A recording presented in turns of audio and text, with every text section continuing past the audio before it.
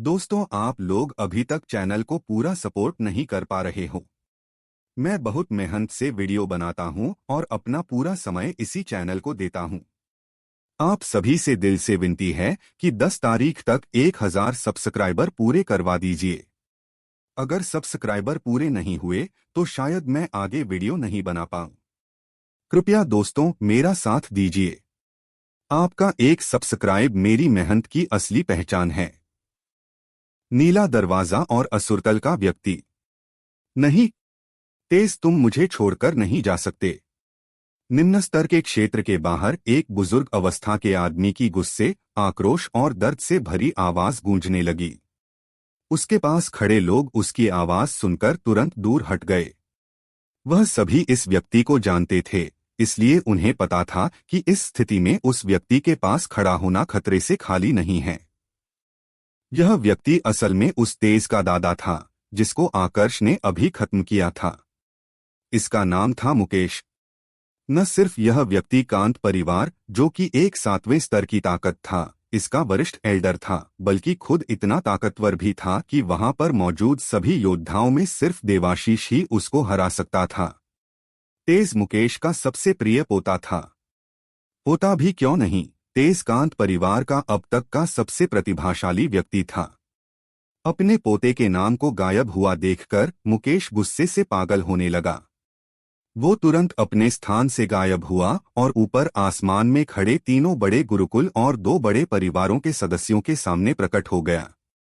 वरिष्ठ देवाशीष, मुझे आपकी सहायता चाहिए। उसने देवाशीष से निवेदन किया। मैं इसमें कुछ नहीं कर सकता। मुझे पता है कि तुम यहाँ पर क्यों आए हो, लेकिन तुम्हें भी यह समझना चाहिए कि यह पूरा मुकाबला वेदांत महल के द्वारा आयोजित किया जाता है। हमने अगर तुम्हारा साथ दिया तो वेदांत महल सबको सजा देगा। इसके अलावा तुम्हें यह भी नहीं भूलना चाहिए कि तुम्हारे पोते की जिसने हत्या की है उसके बारे में हमारे पास कोई भी जानकारी नहीं है। समय की पाबंदियों के कारण जिसको भी तुम्हारे पोते को मारने के बाद 8 अंक मिले हैं, उसके अंकों में बहुत धीरे वृद्धि होगी। इसलिए हम चाहकर भी कुछ नहीं कर सकते। देवाशीष ने जवाब दे दिया। यह सुनकर मुकेश को बुरा लगा। उसने फिर से निवेदन करने की कोशिश की, पर इस बार देवाशीष ने बात सुनने से ही मना कर दिया। उनका कहना भी गलत नहीं था, क्योंकि एक निरीक्षक के तौर पर अगर वह किसी का भी साथ देकर किसी हत्यारे को खत्म करवा देते तो फिर इस पूरे मुकाबले का मतलब ही क्या रह जाता।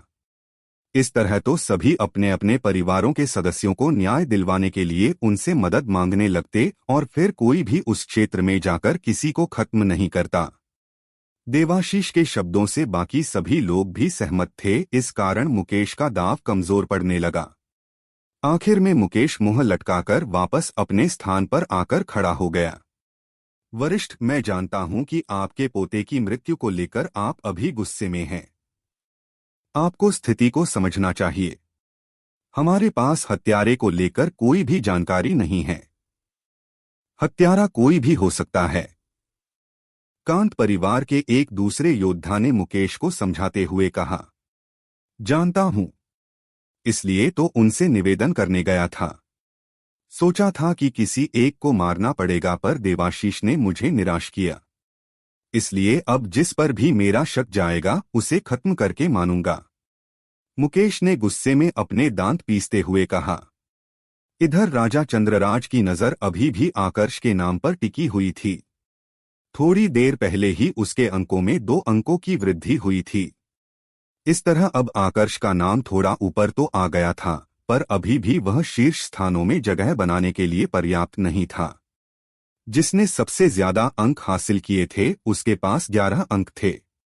आकर्ष उससे तो अभी बहुत पीछे था। बस कैसे भी करके एक बार शीर्ष 10 स्थानों में अपनी जगह बना लो आकर्ष। उसके बाद मुझे और कुछ भी नहीं चाहिए। राजा चंद्रराज ने गंभीर स्वर में अपने आप से कहा। इधर क्षेत्र के भीतर आकर्ष को कोई भी अंदाजा नहीं था कि बाहर क्या चल रहा था। वह तो उस ऊर्जा मंदिर को महसूस करते हुए जंगल से बाहर निकलने की कोशिश कर रहा था। आज जाकर वह जंगल से बाहर निकल पाया था। रास्ते में उसका सामना 3 और योद्धाओं से हुआ था। तीनों दो समूह में थे। पहले वाले योद्धा ने आकर्ष को निशाना बनाने की कोशिश की थी, लेकिन आखिर में वही आकर्ष का निशाना बन गया था।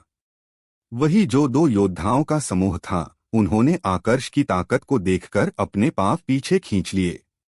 अब जब उन दोनों ने आकर्ष को निशाना नहीं बनाया था, तो आकर्ष ने भी उन पर प्रहार नहीं किया और चुपचाप आगे बढ़ गया। जंगल से बाहर निकलने के बाद वह ऊर्जा मंदिर की तलाश में एक दिशा में आगे बढ़ने लगा। इसी तरह एक दिन बीत गया।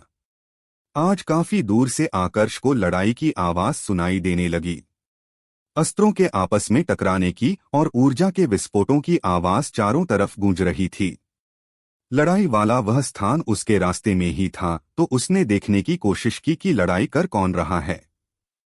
जब उसने लड़ाई करने वाले दोनों योद्धाओं को देखा, तो उसके चेहरे पर हल्की सी गंभीरता आ गई। असल में इन दो योद्धाओं में से एक को वह जानता था। यह प्रवीण था, प्रशांत का छोटा भाई और प्रभाकर का पांचवा बेटा। प्रवीण इस समय हारने की स्थिति में था। असल में उसके दुश्मन के पास सिद्धांत की ताकत थी, इस वजह से प्रवीण उसके सामने कमजोर पड़ने लगा था। आकर्ष भाई। प्रवीण जीने की उम्मीद लगभग छोड़ चुका था, पर तभी उसकी नजर आकर्ष पर पड़ी जो उसी की तरफ आ रहा था। आकर्ष को देखते ही उसकी आंखें उम्मीद से चमकने लगी। आकर्ष भाई। दूसरी तरफ यह संबोधन सुनकर प्रवीण के प्रतिद्वंद्वी ने भी मुड़कर पीछे की तरफ देखा। जैसे ही वो पीछे मुड़ा, उसे एक बड़ा सा हाथ अपने चेहरे के ऊपर लगता नजर आया। बैंग। यह वह आखिरी दृश्य था जो उस योद्धा ने देखा था, क्योंकि इसके तुरंत बाद उसका सिर किसी गुब्बारे की भांति फट गया था। धन्यवाद आकर्ष भाई। जान बचते ही प्रवीण ने सबसे पहले आकर्ष का आभार प्रकट किया। सब ठीक तो है? यह व्यक्ति कौन था? आकर्ष ने पूछा।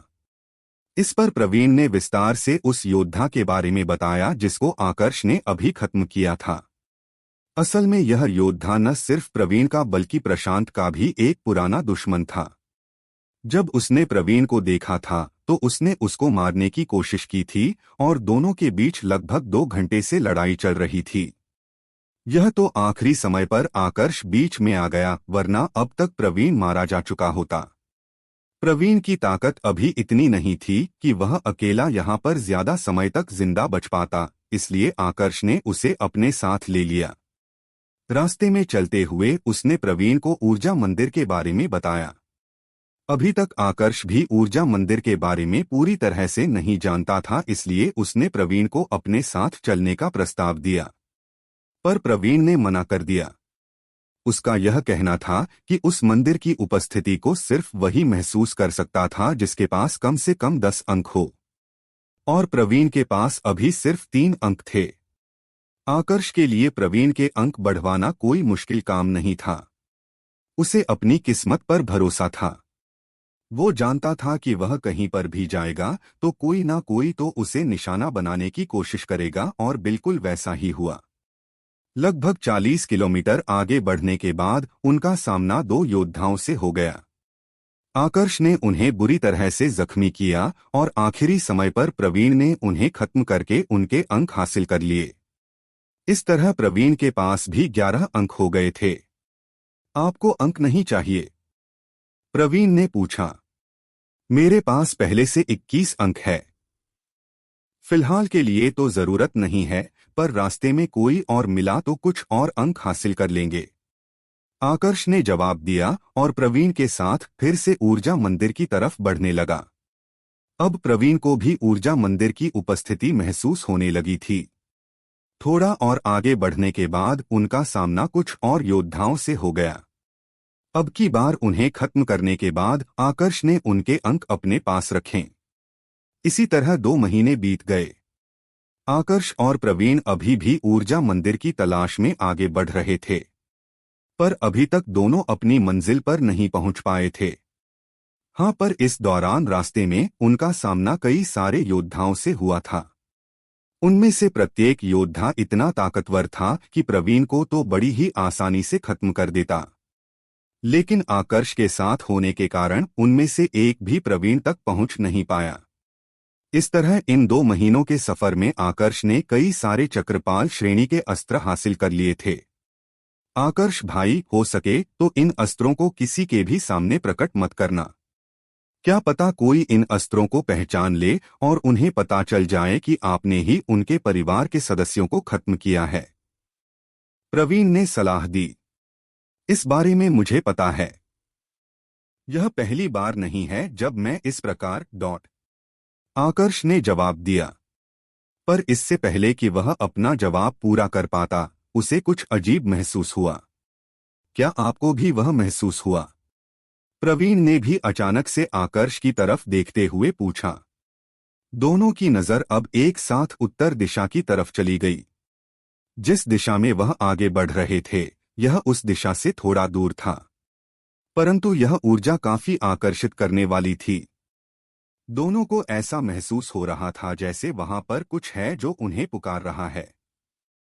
शायद कोई अस्त्र या फिर कोई ऐसी ताकत जिसका अभी तक कोई भी स्वामी नहीं है।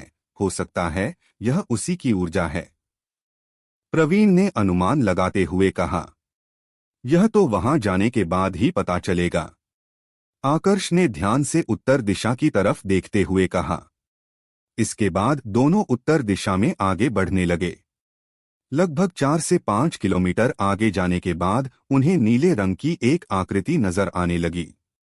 जब दोनों उसके करीब गए तो पता चला कि एक बहुत बड़ी झील थी, पर यह शांत नहीं थी। नीचे से कुछ कंपन हो रहे थे जो उस पूरी झील की पानी की सतह पर भी तरंगों का निर्माण कर रहे थे। लगता है कोई झील की गहराई में लड़ रहा है। वह ऊर्जा भी वहीं से आ रही है। कहीं ऐसा तो नहीं कि हमारी तरह किसी और ने भी इस ऊर्जा की मौजूदगी को महसूस कर लिया और उसी के कारण भीतर लड़ाई चल रही हो, प्रवीण ने कहा।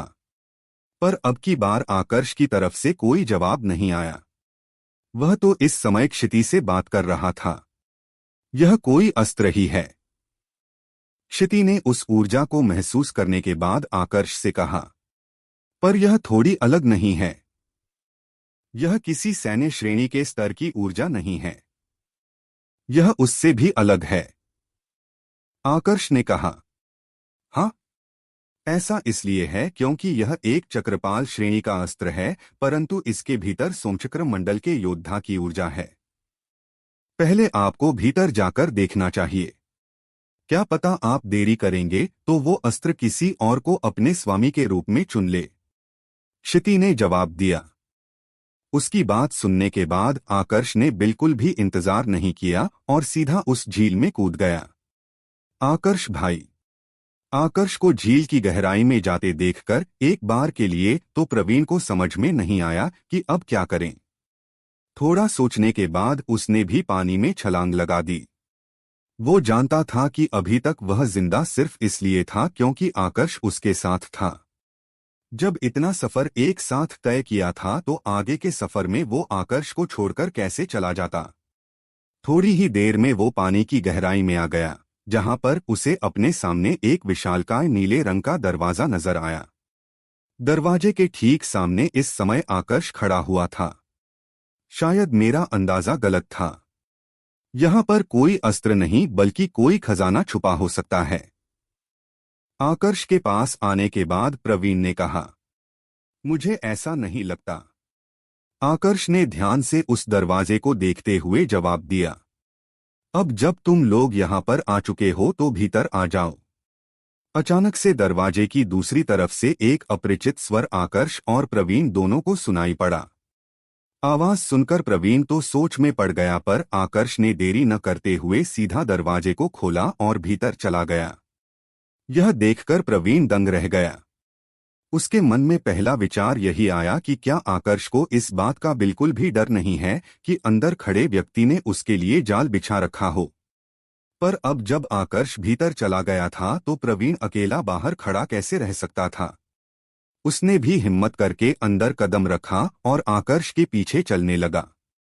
उनके सामने एक लंबी गुफा थी जिसकी दीवारों पर जगह जगह तलवारों के निशान बने थे। ऐसा लग रहा था कि वहां से भीतर जाते हुए योद्धाओं के बीच आपसी लड़ाई हुई हो। लगभग 5 मिनट तक चलने के बाद वह दोनों थोड़ी बड़ी जगह पर पहुंच गए। यह गुफा का सबसे बड़ा भाग था, जो कम से कम किसी महल के जितना बड़ा था। सामने की तरफ एक पत्थर की बहुत ही बड़ी तलवार थी, जिसकी ऊंचाई कम से कम 50 मीटर रही होगी। वो तलवार जमीन में गड़ी हुई थी और उसी जमीन पर एक बड़ी सी वेदी भी बनी हुई थी। उस वेदी के ऊपर लगभग 3 मीटर लंबी एक तलवार हवा में लटकी हुई थी। यह तलवार आकार में कुछ ज्यादा ही बड़ी थी। ऐसा लग रहा था जैसे कोई विशालकाय दैत्य उससे लड़ता हो। तलवार से लगभग 20 मीटर दूर दो व्यक्ति खड़े थे। एक मध्य अवस्था का आदमी था और दूसरा जवान अवस्था का। वह दोनों उस बड़ी सी तलवार को हासिल करने के लिए ही लड़ाई कर रहे थे। पर जैसे ही दोनों ने महसूस किया कि बाहर कोई और आ चुका है, तो दोनों ने अपनी लड़ाई रोक ली थी और अब दोनों आकर्ष वह प्रवीण को खत्म करने के लिए तैयार हो चुके थे। प्रवीण तो दोनों की कत्ल से भरी नजरें देखकर थोड़ा सा घबरा गया था, पर आकर्ष ने उन दोनों को ऐसे नजरअंदाज किया जैसे वह दोनों वहां पर है ही नहीं। उसका पूरा ध्यान सिर्फ और सिर्फ उस बड़ी सी तलवार पर था। क्या यही वह तलवार है जिसके भीतर सोमचक्र मंडल के योद्धा की ऊर्जा समाई हुई है? आकर्ष ने क्षिति से पूछा। हाँ, अगर मैं गलत नहीं हूं तो इसको जिसने भी यहाँ पर रखा है, उसने इसके लिए एक अलग से परीक्षा भी रखी होगी। आपके सामने खड़े दोनों लोग शायद इसीलिए लड़ रहे हैं ताकि परीक्षा दे सके। बेहतर यह रहेगा कि आप पहले इन्हें खत्म कर दें। इस प्रकार की तलवार आपके भू के सिद्धांत के साथ काफी अच्छे से काम करेगी। यह भारी है तो आपके गुरुत्वाकर्षण सिद्धांत के साथ भी काम करेगी। क्षिति ने जवाब दिया। उसकी बात सुनकर आकर्ष अब उस तलवार की तरफ बढ़ने लगा। यह देखकर मध्य अवस्था का आदमी और जवान अवस्था का आदमी दोनों एक दूसरे की तरफ देखने लगे। अगर मरना नहीं चाहते तो सामने से हट जाओ, आकर्ष ने आगे बढ़ते हुए उन दोनों से कहा।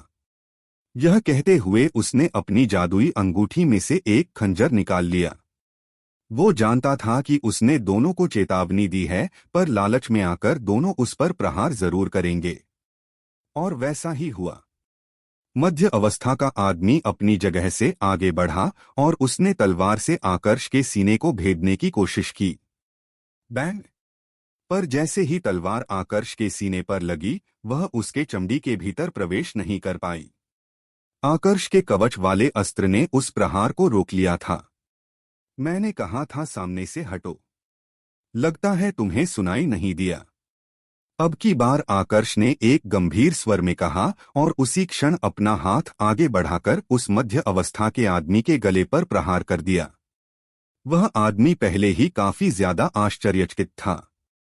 इस कारण जब उस पर प्रहार हुआ तो वह बिल्कुल भी प्रतिक्रिया नहीं दे पाया। जब गले से खून निकलने लगा तब जाकर उसे एहसास हुआ कि उसने क्या गलती की है।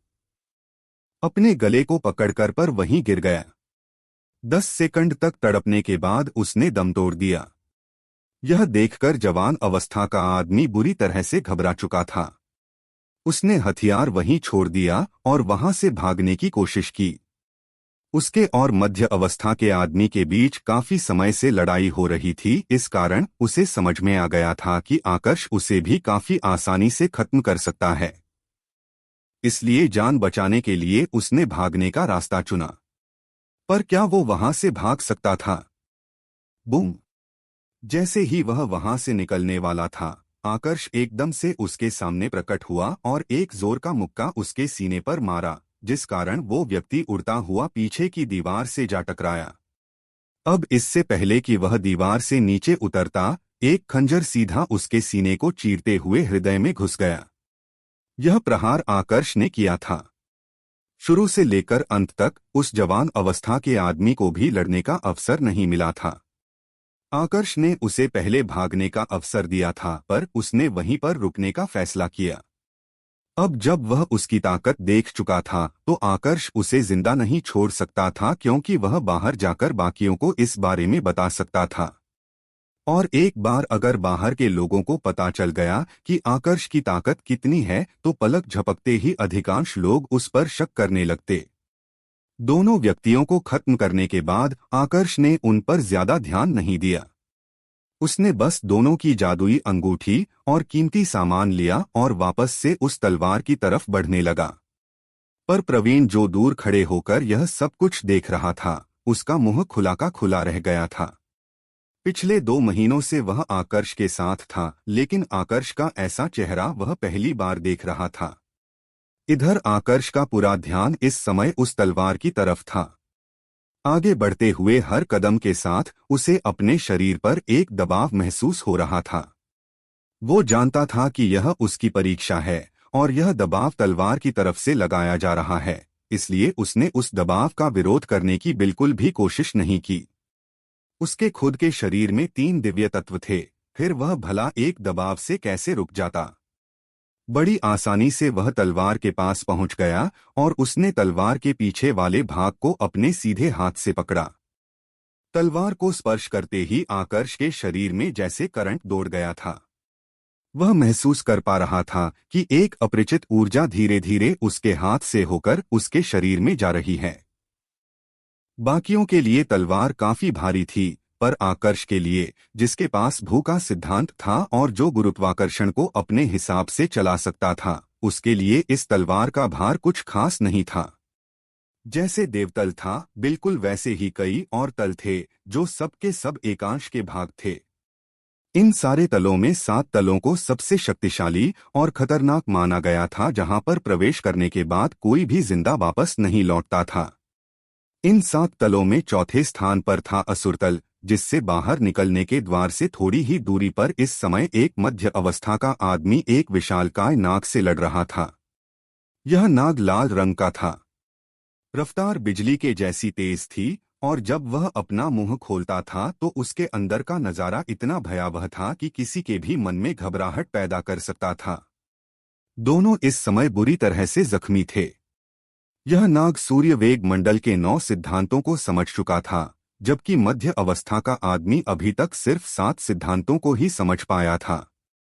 पर इसके बावजूद वह इस नाग का सामना कर रहा था। बैंग! हवा में उछलकर उसने अपनी कुल्हाड़ी से एक जोर का प्रहार उस नाग के सिर पर किया। प्रहार काफी तेज था, पर नाग की प्रतिक्रिया उससे भी ज्यादा तेज थी। सही समय पर उसने अपना सिर पीछे खींच लिया, जिस कारण से वह गंभीर रूप से जख्मी तो नहीं हुआ, मगर उसके सिर के एक कोने पर कुल्हाड़ी जा लगी थी। पर नाग भी कुछ कम नहीं था। उसने अपनी पूंछ से एक जोर का प्रहार उस मध्य अवस्था के आदमी पर किया और वह आदमी उस प्रहार से अपने आप को बचा नहीं पाया। बूम! तुरंत जाकर वह जमीन पर इतनी तेजी से गिरा कि वहां पर एक गहरा गड्ढा बन गया। उसे इतने गहरे आंतरिक जख्म लगे थे कि वह खून की उल्टियां करने लगा। पर तभी नाग फिर से उस पर प्रहार करने के लिए आगे बढ़ा। क्वीन! ठीक इसी समय पर एक तीखा शोर सुनाई दिया। अचानक से ऊपर से एक विशालकाय पक्षी नीचे उतरा और उसने अपने पंजों में उस नाग को पकड़ लिया। मध्य अवस्था का आदमी मरने वाला था, पर आखिरी समय पर आकर उस पक्षी ने उसे बचा लिया था। पक्षी की रफ्तार काफी तेज थी, जिसको देखकर उस मध्य अवस्था के आदमी को तुरंत समझ में आ गया कि वह पक्षी भी सूर्य वेग मंडल में 9 सिद्धांतों को समझ चुका है। पक्षी का शरीर इतना बड़ा था कि उसने एक ही बार में उसे पूरे नाग को निगल लिया। इसके बाद वो नीचे जमीन की तरफ देखने लगा, जहां पर उसकी नजर उस मध्य अवस्था के आदमी पर पड़ी। तुरंत उसने अपने पंखों को फड़फड़ाया और तेजी से उस मध्य अवस्था के आदमी की तरफ बढ़ने लगा। यह देखकर वह आदमी घबरा गया। वह खड़ा हुआ और पक्षी से लड़ने के लिए खुद को तैयार करने लगा। पर सच्चाई उसे भी पता थी कि अपनी इस हालत में वह मुश्किल से 2 सेकंड तक टीक पाएगा। वुश! जैसे ही पक्षी उसके करीब पहुंचने वाला था, अचानक से ऊपर आसमान से कुछ तरंगों की बारिश होने लगी, जिसने एक ही पल में उस विशालकाय पक्षी के शरीर को बीच से ऐसे काट दिया जैसे चाकू से मक्खन काटा जा रहा हो। अपने सामने का यह नजारा देखकर मध्य अवस्था का आदमी बुरी तरह से घबरा गया। विध्वंस का सिद्धांत! आश्चर्य और घबराहट के मारे उसके मुंह से सिर्फ यही 3 शब्द निकले। अब सवाल यह था कि आखिर यह व्यक्ति था कौन और असुरतल में क्या कर रहा था। दोस्तों, आप लोग अभी तक चैनल को पूरा सपोर्ट नहीं कर पा रहे हो। मैं बहुत मेहनत से वीडियो बनाता हूं और अपना पूरा समय इसी चैनल को देता हूं। आप सभी से दिल से विनती है कि 10 तारीख तक 1000 सब्सक्राइबर पूरे करवा दीजिए। अगर सब्सक्राइबर पूरे नहीं हुए तो शायद मैं आगे वीडियो नहीं बना पाऊं। कृपया दोस्तों मेरा साथ दीजिए। आपका एक सब्सक्राइब मेरी मेहनत की असली पहचान है। विध्वंस के योद्धा का कान। असुरतल में जैसे ही वो विशालकाय पक्षी उस मध्य अवस्था के आदमी के करीब पहुंचने वाला था, अचानक से ऊपर आसमान से कुछ तरंगों की बारिश होने लगी, जिन्होंने एक ही पल में उस विशालकाय पक्षी के शरीर को बीच से ऐसे काट दिया जैसे चाकू से मक्खन काटा जा रहा हो। अपने सामने का यह नजारा देखकर मध्य अवस्था का आदमी बुरी तरह से घबरा गया। विध्वंस का सिद्धांत। आश्चर्य और घबराहट के मारे उसके मुंह से सिर्फ यही 3 शब्द निकले। बूम। भयंकर गर्जना के साथ उस विशालकाय पक्षी का विशालकाय शरीर सीधा जाकर उस मध्य अवस्था के आदमी के सामने जमीन पर गिरा। यह देखकर तो मध्य अवस्था का आदमी और भी ज्यादा घबरा गया। उसने सिर ऊपर उठाकर आसमान की तरफ देखा। वह देखना चाहता था कि प्रहार किसने किया था। ऊपर लाल रंग के आसमान में बहुत सारी तलवारें हवा में उड़ रही थी और उन्हीं में से एक तलवार पर इस समय एक व्यक्ति खड़ा हुआ था। यह एक जवान अवस्था का आदमी था, जिसका चेहरा तो साफ नजर नहीं आ रहा था, लेकिन उसके शरीर से जो ऊर्जा निकल रही थी वह साफ बता रही थी कि वह व्यक्ति कितना ज्यादा खतरनाक है। महोदय, मेरी जान बचाने के लिए बहुत बहुत धन्यवाद। क्या मैं जान सकता हूं कि आपका नाम क्या है, ताकि आगे भविष्य में इस एहसान का बदला चुका सकूं। मध्य अवस्था के आदमी ने ऊपर आसमान की तरफ देखा और विनम्र स्वर में पूछा। उसे स्पष्ट रूप से तो पता नहीं था कि ऊपर खड़े इंसान की ताकत कितनी है, लेकिन इस बात को लेकर वो पूरी तरह से सुनिश्चित था कि अगर उस पक्षी को वह व्यक्ति एक प्रहार में खत्म कर सकता था तो उसकी ताकत कम से कम सूर्य वेग मंडल के 10 सिद्धांत समझ चुके योद्धा के जितनी तो होगी, जो पूरे देवतल में सबसे आखिरी का स्तर माना जाता है। सूर्य वेग मंडल आखिरी का मंडल था और इसमें 10 सिद्धांत समझने का मतलब था देवतल में चरम पर पहुंच जाना। भविष्य में एहसान चुकाने की कोई आवश्यकता नहीं है।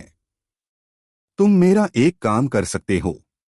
ऊपर आसमान में खड़े उस योद्धा ने कुछ देर के मौन के बाद जवाब दिया।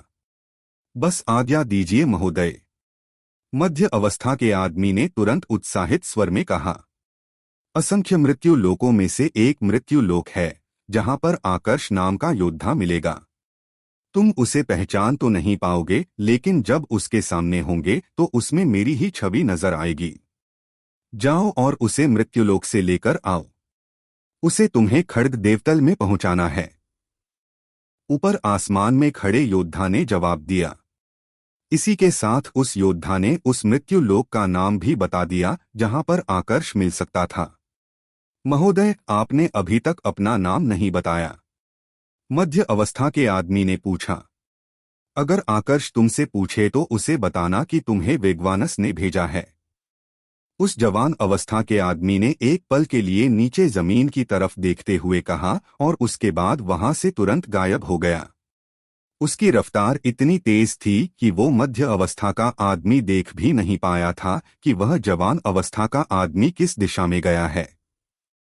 वेगवानस, यह नाम तो खड्ग देवतल के सम्राट का था, जिनके बारे में कहा जाता था कि उन्होंने असुरतल में प्रवेश कर लिया था और मारे गए थे। तो क्या यह एकदम से मध्य अवस्था के आदमी के चेहरे के भाव बदलने लगे। उसकी आंखों में अब घबराहट की जगह आश्चर्य और अविश्वास का भाव आ गया था। सम्राट वेगवानस का नाम उसके लिए नया नहीं था। यह नाम तब से प्रसिद्ध था जब वो पहली बार सम्राट बने थे। सभी देवतलों के जितने भी शक्तिशाली योद्धा थे वह इस नाम से परिचित थे, पर किसी को यह बात पता नहीं थी कि वह आज भी जिंदा थे।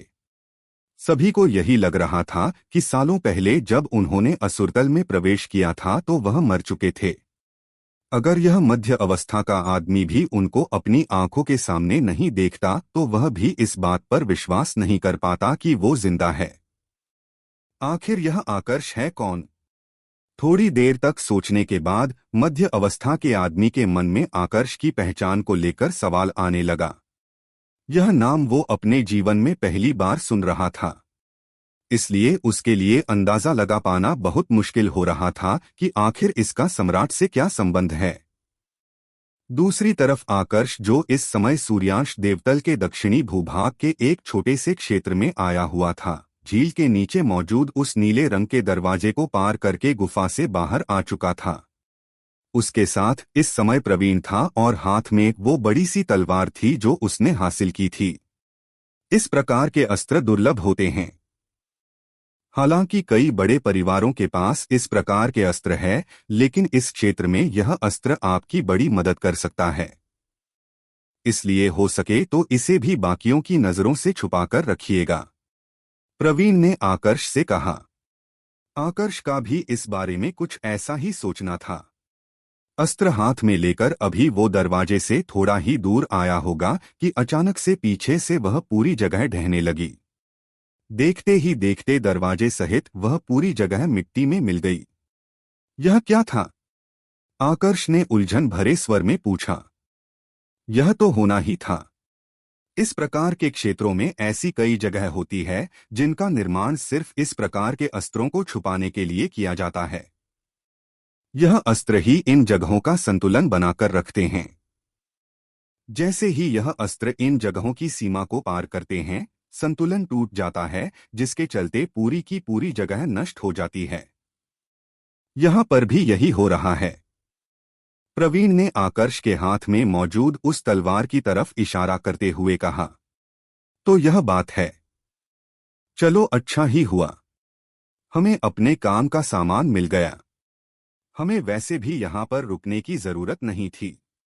चलो चलते हैं, आकर्ष ने प्रवीण से कहा।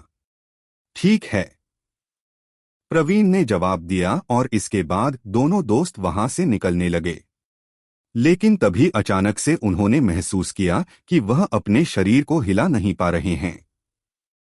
ऐसा लग रहा था जैसे कोई अदृश्य ताकत उनके शरीर को एक ही जगह पर रोक रही है। दोनों उलझन में थे कि तभी उनके पांव के नीचे वाली जमीन पर कुछ सुनहरे निशान उभरने लगे। उससे पहले कि दोनों को समझते, नीचे की जमीन एक बड़ी खाई में बदल गई और एक साथ दोनों उसमें समा गए। दोनों की आंखों के आगे पूरी तरह से अंधेरा छा चुका था। हालांकि दोनों होश में थे, लेकिन दोनों कुछ भी देख नहीं पा रहे थे। प्रवीण, आकर्ष ने प्रवीण को आवाज लगाई, परंतु कोई जवाब नहीं आया। क्या हो रहा है? तलवार तो मिल गई है, तो फिर जमीन एकदम से कैसे फट गई? आकर्ष ने मन ही मन अपने आप से सवाल किया। आवाज लगाने का कोई भी मतलब नहीं है।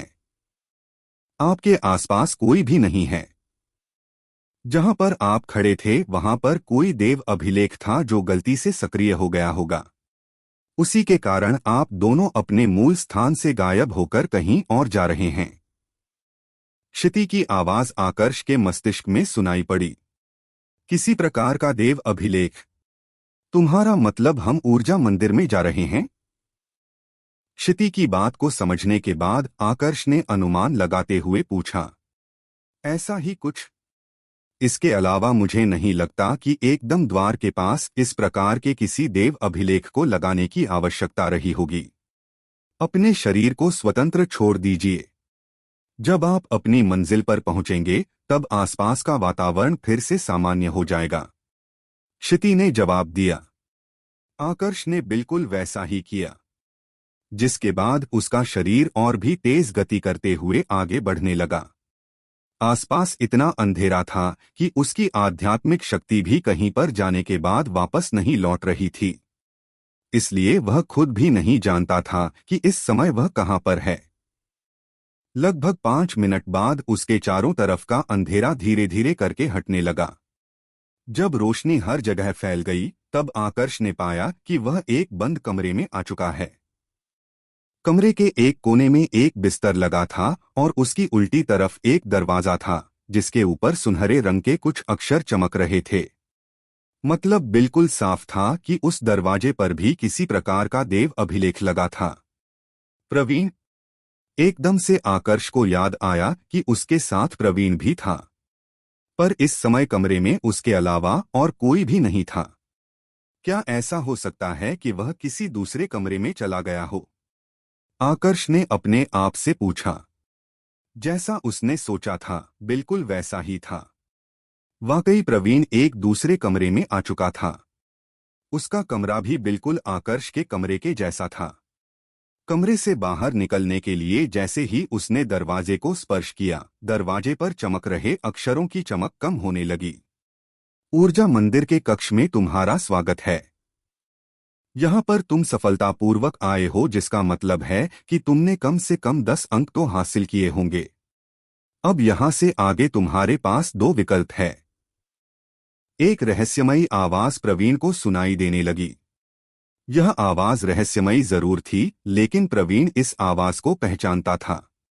यह वही आवाज थी जो उसको तब भी सुनाई दी थी जब उसने 10 अंक हासिल किए थे। 2 विकल्प? कौन से 2 विकल्प? प्रवीण ने पूछा। पहला विकल्प, अपने कक्ष में रहो और तब तक साधना करो जब तक कि निम्न स्तर के क्षेत्र का द्वार नहीं खुल जाता। जब द्वार खुलेगा तो तुम अपने आप इस स्थान से गायब होकर बाहर चले जाओगे। यह सबसे आसान विकल्प है, जिसमें तुम्हारी जान को कोई भी खतरा नहीं होगा। पर अगर तुम्हें लगता है कि तुम अपने आप को हर क्षेत्र में जिंदा रख सकते हो, तो तुम कमरे से बाहर निकलकर परीक्षा दे सकते हो। कमरे से बाहर निकलते ही तुम एक अलग आयाम में पहुंच जाओगे, जहां तुम्हारे ही जैसे कई और प्रतिभागी आए हुए हैं। तुम्हारा मुकाबले उनके साथ होगा। यही तुम्हारा दूसरा विकल्प है। अच्छे से सोच लो। रहस्यमयी आवाज फिर से सुनाई दी। उस आवाज को सुनकर प्रवीण ध्यान से सोचने लगा। अब तक वो सिर्फ इसलिए जिंदा रहा था क्योंकि आकर्ष उसके साथ था, पर हमेशा उसकी किस्मत इतनी अच्छी नहीं होने वाली थी। उस अकेले के पास इतनी क्षमता नहीं थी कि एक साथ सारे प्रतिभागियों का सामना करें। बेहतर यही रहेगा कि मैं अपने कमरे में रहकर साधना करूं। काफी जल्दी प्रवीण ने अपनी वास्तविकता को स्वीकार कर लिया। उसने पहले विकल्प का चयन किया और वहीं बिस्तर पर बैठकर साधना करने लगा। इधर आकर्ष को भी यही विकल्प मिले थे। अगर मैं गलत नहीं हूं तो प्रवीण पहले विकल्प को चुनेगा, यानी कि मुझे उसकी चिंता करने की आवश्यकता नहीं होगी। साधना तो मैं अपने कमरे में बैठकर भी कर सकता हूं। मैं यहां साधना करने नहीं, संसाधन हासिल करने आया हूं। आकर्ष ने मन ही मन अपने आप से कहा। इसके बाद ज्यादा समय व्यर्थ न करते हुए उसने दूसरे विकल्प का चयन किया और कमरे से बाहर आ गया। जैसे ही उसने कमरे से बाहर कदम रखा, उसने महसूस किया कि पूरा का पूरा कमरा गायब हो चुका है। उसके आसपास का पूरा वातावरण बदलने लगा था। अब वो एक बड़े कमरे में था जिसका कोई भी अंत नजर नहीं आ रहा था। जमीन में से अब कुछ हाथ बाहर निकलने लगे। यह मुर्दे थे, परंतु इनको कल्पना से नहीं बनाया गया था। यह सब वही योद्धा थे जो कभी इस क्षेत्र में आए थे और बाद में मारे गए थे। उनका काफी बड़ा समूह इस समय जमीन से बाहर निकल रहा था। देखते ही देखते आकर्ष के ठीक सामने लगभग 100 योद्धा प्रकट हो गए। यह जरूर पहली परीक्षा होगी, आकर्ष ने अपने आप से कहा और अपनी हासिल की हुई नई तलवार के साथ खुद को लड़ाई के लिए तैयार करने लगा। बुश! अचानक से एक मुर्दा आगे बढ़ा और उसने एक धारदार खंजर के साथ आकर्ष पर प्रहार कर दिया। अच्छी बात यह थी कि इन मुर्दों के पास सिद्धांतों की ताकत नहीं थी, जिसका मतलब था कि उनके प्रहार भी इतने शक्तिशाली नहीं होने वाले थे। क्लैंग! आकर्ष ने पूरी ताकत से अपनी बड़ी तलवार को लहराया, जो सीधे जाकर उस मुर्दे के खंजर से टकराई। खंजर एक ही प्रहार में टूट गया और उसके बाद वही तलवार उस मुर्दे के शरीर को चीरते हुए दूसरी तरफ निकल गई। जैसे ही मुर्दा खत्म हुआ, वह मिट्टी में बदल गया और वापस बाकी मुर्दों की भीड़ के पास जाने लगा। इस बीच बाकी मुर्दे भी प्रहार करने के लिए आगे बढ़ चुके थे। जवाब देते हुए आकर्ष भी आगे बढ़ा। अवशोषण तकनीक, भू सिद्धांत, ऊर्जा विकर्ण तकनीक, खड्गमानस तकनीक, विलोपन तकनीक, आकर्ष के पास उसकी जितनी भी दिव्य योग्यताएं और देव तकनीकें थी, उसने उन सबका एक साथ इस्तेमाल किया। ऊर्जा विकर्ण तकनीक और विलोपन तकनीक, यह वह दो तकनीकें थी जो उसे स्वर्गन देव गुरुकुल और स्वप्नशीर गुरुकुल से मिली थी। एक उसकी सुरक्षा को मजबूत करती थी तो दूसरी उसके प्रहार को और ज्यादा आक्रामक बनाती थी। लेकिन इतना सब भी इन सारे मुर्दों को पूरी तरह से खत्म करने के लिए पर्याप्त नहीं था। असल में उसे चक्रपाल श्रेणी की आक्रामक तकनीक चाहिए थी, जो उसे सिर्फ धातु सम्राट अयस से मिल सकती थी। पर इसके लिए उसे तीसरे स्तर में प्रवेश करना जरूरी था और उसके लिए उसका जागना आवश्यक था। पर जब से उसने आकर्ष की उस जीवन और मृत्यु की शाखा से जुड़ने में मदद की थी, तब से वह सोया हुआ था। भले ही यह तकनीकें अभी के समय ज्यादा ताकतवर नहीं थी, लेकिन आकर्ष ने इनका अभ्यास बहुत किया था। इस कारण ज्यादा ताकतवर ना होते हुए भी यह इतनी ताकत से तो प्रहार कर पा रही थी कि दुश्मन का शरीर चीर दे। सिर्फ 10 मिनट के भीतर ही आकर्ष ने 90 के लगभग मुर्दों को खत्म कर दिया। अब पीछे सिर्फ 10 मुर्दे बचे थे। इनको खत्म करने के बाद उसकी पहली परीक्षा पूरी होने वाली थी।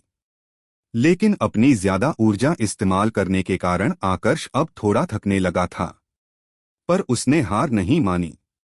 उसे पता था जिस क्षण उसकी तलवार रुकी उसी क्षण उसकी सांस भी रुक जाएगी। इसलिए आगे बढ़कर उसने मुर्दों पर प्रहार करना जारी रखा। लगभग 1 मिनट बाद उसने किसी तरह से 2 और मुर्दों को खत्म कर दिया। पर जैसे ही वह तीसरे को निशाना बनाने वाला था, एकदम से उसका शरीर और उसकी तलवार बीच हवा में ही रुक गए। यह क्या है? इस बार तो कोई देव अभिलेख सक्रिय नहीं हुआ। फिर मैं बीच हवा में कैसे रुक गया? आकर्ष ने गंभीरता से भरे स्वर में अपने आप से पूछा। इस बार किसी देव अभिलेख की वजह से नहीं, बल्कि समय के सिद्धांत की वजह से आप रुके हो। जिसने भी यह परीक्षा रखी थी, जरूर उसने कुछ विशेष परिस्थितियों भी रखी होगी जिस वजह से समय का सिद्धांत यहाँ पर सक्रिय हो गया है। बस थोड़ा इंतजार कीजिए, थोड़ी देर में सब कुछ फिर से सामान्य हो जाएगा। क्षिति का स्वर सुनाई पड़ा। यह सुनकर आकर्ष को गुस्सा आने लगा। बीच लड़ाई में उसे इस तरह से रोकना उसे बिल्कुल भी अच्छा नहीं लग रहा था। वह सोच रहा था कि अब किस तरह से उस सिद्धांत की पकड़ से आजाद हो। तभी उसने देखा कि जितनी भी मिट्टी जमीन पर गिरी थी वह सब एक जगह इकट्ठा होने लगी है और बाकी के 8 मुर्दों के साथ जाकर जुड़ने लगी है। सारे मुर्दे एक साथ आ रहे थे, जैसे एक शरीर का निर्माण कर रहे हो। आकर्ष को तुरंत समझ में आ गया कि वहां पर क्या चल रहा था। शायद इसी वजह से समय के सिद्धांत ने उसे रोका था, ताकि सारे मुर्दे एक साथ जुड़कर अपनी ताकत बढ़ा सके। थोड़ी देर में समय का सिद्धांत कमजोर पड़ने लगा और आकर्ष फिर से आजाद हो गया। जमीन पर पैर रखते ही आकर्ष अपनी तलवार के साथ सीधा उस आखिरी मुर्दे पर प्रहार करने के लिए आगे बढ़ा। इस समय पर आकर्ष अकेला नहीं था जो यह परीक्षा दे रहा था। हल्के भूरे रंग के कपड़े पहना एक युवक एक अन्य कमरे में इसी प्रकार की परीक्षा दे रहा था। पर उसे यह परीक्षा देने में बिल्कुल भी मुश्किल नहीं हुई। उसका सामना सिर्फ 10 मुर्दों से हुआ था, जिसको उसने काफी जल्दी खत्म कर दिया। जैसे ही आखिरी वाला मुर्दा खत्म हुआ, उसे कमरे का दूसरा छोर नजर आने लगा। उत्साहित होकर वह योद्धा दूसरे छोर की तरफ बढ़ने लगा। जब वह कमरे से बाहर निकला तो उसने पाया कि वह एक खुले बरामदे में आ चुका है। वहां पर कई सारे बरामदे थे और इस समय उसी के जैसे कई सारे योद्धा वहां पर आए हुए थे। उसे छोड़कर बाकी सब एक ही दिशा में देख रहे थे। YouTube ad novel boy subscribe. सामने की तरफ एक दीवार बनी हुई थी जो एक तरफ से पारदर्शी थी, यानी कि दूसरी तरफ खड़े लोग दीवार के आर पार देख सकते थे, लेकिन दीवार के उस तरफ खड़ा कोई भी व्यक्ति दीवार के आर पार नहीं देख सकता था। बाकी सब लोगों को एक ही दिशा में नजर गड़ाए देखकर वह योद्धा भी उनके पास जाकर खड़ा हो गया और उसी दिशा में देखने लगा। वहां पर एक छोटा सा बरामदा था, जिसके आखिरी छोर पर एक दीवार बनी हुई थी और उसके दूसरी तरफ एक योद्धा एक बहुत बड़े मुर्दे से लड़ता हुआ नजर आ रहा था। योद्धा ने काले रंग के कपड़े पहने थे और एक बड़ी सी तलवार को उठाकर वह उस मुर्दे पर बार बार प्रहार कर रहा था। पर मुर्दे पर कुछ गहरे जख्म बन नहीं रहे थे। यह तो वही है। उस हल्के भूरे रंग के कपड़े पहने व्यक्ति ने दीवार के दूसरी तरफ लड़ रहे उस व्यक्ति को तुरंत पहचान लिया। दूसरी तरफ लड़ रहा व्यक्ति कोई और नहीं बल्कि आकर्ष था। लगता है इसकी किस्मत बहुत खराब है। इतने बड़े मुर्दे का सामना हम में से किसी ने भी नहीं किया। शायद इसने कोई नियम तोड़ा होगा जिस वजह से इसका सामना इतने बड़े मुर्दे से हो रहा है। वहां पर खड़े एक योद्धा ने अनुमान लगाते हुए कहा, ऊर्जा मंदिर में एक समय पर सिर्फ एक ही व्यक्ति आ सकता है। जो नियम तोड़ेंगे उनको कीमत चुकानी होगी। ठीक इसी समय पर वही रहस्यमयी आवाज इन लोगों को भी सुनाई पड़ी जो प्रवीण और आकर्ष को सुनाई दे रही थी। उस आवाज को सुनकर सभी एक दूसरे की तरफ देखने लगे। किसी को भी समझ में नहीं आ रहा था कि आखिर दीवार की दूसरी तरफ लड़ रहे व्यक्ति ने कौन से नियम का उल्लंघन किया है। असल में आकर्ष और प्रवीण दोनों एक साथ ऊर्जा मंदिर में आए थे। अब अगर प्रवीण ने अपनी खुद की मेहनत से अंक हासिल किए होते तब तो ऊर्जा मंदिर में उसे प्रवेश मिल जाता, पर आकर्ष ने उसकी मदद की थी जिस वजह से आकर्ष का उसके साथ यहाँ पर आना एक प्रकार से नियमों को तोड़ने के जैसा था। इसी वजह से आकर्ष को एक साथ 100 मुर्दों का सामना करना पड़ रहा था। सिर्फ इतना ही नहीं, अभी वो जिस मुर्दे का सामना कर रहा था उस मुर्दे को 100 प्रहार पूरे होने से पहले खत्म करना जरूरी था। Ad novel boy. अगर आकर्ष ऐसा नहीं कर पाता है तो उसे परीक्षा से निष्कासित किया जाने वाला था और यहाँ पर निष्कासित होने का मतलब था खत्म होना। यह नियम इस समय बरामदे में खड़े सभी योद्धाओं को सुनाई दे रहा था। तो यह बात है। यह व्यक्ति अपने साथ एक दूसरे व्यक्ति को लेकर आया था। तभी सोचूं कि इसको इतने बड़े मुर्दे से क्यों लड़वाया जा रहा है। अब समझ में आया कि यह इसकी सजा है। एक व्यक्ति ने कहा, वह सब तो ठीक है, पर क्या किसी ने इस बात पर ध्यान दिया है कि अभी तक इसने कितने प्रहार किए हैं? इसके पास सिर्फ 100 प्रहार करने के अवसर है। वहीं पर खड़े एक दूसरे व्यक्ति ने पूछा, मेरे विचार से इसने अभी तक 22 प्रहार कर दिए हैं। 78 प्रहार होने बाकी है। जिस प्रकार से यह इसका सामना कर रहा है, मुझे नहीं लगता कि अगले 78 प्रहार में यह इसे पूरी तरह से खत्म कर पाएगा। तीसरे व्यक्ति ने जवाब दिया। भूरे रंग के कपड़े पहना वो युवक चुपचाप उनकी बातें सुन रहा था। असंभव। किसी और का मैं नहीं जानता, पर यह इतनी आसानी से नहीं मरेगा। सवाल ही नहीं है कि एक मुर्दा इस पर भारी पड़ जाए। पर इसके प्रहार कमजोर भी लग रहे हैं। क्या यह जानबूझकर अपनी ताकत रोक रहा है? भूरे रंग के कपड़े पहने उस युवक ने मन ही मन अपने आप से कहा। यह पहली बार नहीं था जब वह आकर्ष को देख रहा था। जब उसने पहली बार आकर्ष को देखा था तब आकर्ष में उसे बाकी सबसे कुछ अलग नजर आया था। आकर्ष के शरीर से उसे एक जानी पहचानी ऊर्जा महसूस हुई थी। यह ऊर्जा उसके पहचान के किसी व्यक्ति की तो नहीं थी, लेकिन फिर भी कुछ तो था जो जाना पहचाना सा था। वह कमजोर नहीं है और तुम्हें जो ऊर्जा महसूस हुई थी वह भी गलत नहीं है। वह युवक इस बारे में मन ही मन सोच रहा था कि तभी उसे एक महिला की आवाज सुनाई पड़ी जो सीधे उसके मस्तिष्क में गूंज रही थी। Subscribe ad novel boy. Nishita, तुम होश में आ गई? उस महिला की आवाज को सुनकर युवक ने हल्के आश्चर्य से भरे स्वर में पूछा। मैं उसी दिन होश में आ गई थी जिस दिन तुमने इस व्यक्ति को पहली बार देखा था। मुझे भी उसके शरीर से वही ऊर्जा महसूस हुई थी। उसके शरीर में एक अस्त्र छुपा है, एक बहुत ही शक्तिशाली अस्त्र जो अपनी आत्मा खो चुका है। इस युवक ने अपनी आत्मा उस अस्त्र को दी है, जिस वजह से यह अभी अपनी पूरी ताकत को जागृत नहीं कर पाया है। निशिता नाम की उस महिला की आवाज फिर से सुनाई पड़ी। तो यह बात है। तब तो कोई आश्चर्य नहीं है कि यह इतनी मुश्किल से लड़ पा रहा है। वैसे अब तुम होश में आ गई हो तो मुझे भी बदला लेने में आसानी होगी। चिंता मत करो, बहुत जल्द मैं इतना योग्य बनेगा कि हमारे पूरे परिवार का बदला ले पाऊं। उस युवक ने गुस्से में अपनी मुट्ठियां भींचते हुए कहा, मुझे तुम पर भरोसा है, पर आज मैं तुमसे बात इसलिए नहीं कर रही। मैं तुमसे एक जरूरी विषय पर बात करने के लिए जगी हूं। उस युवक के शरीर में जो अस्त्र छुपा है, मैं अपनी आत्मा उस अस्त्र के साथ जोड़ना चाहती हूं। निशिता नाम की उस महिला ने उस युवक से कहा।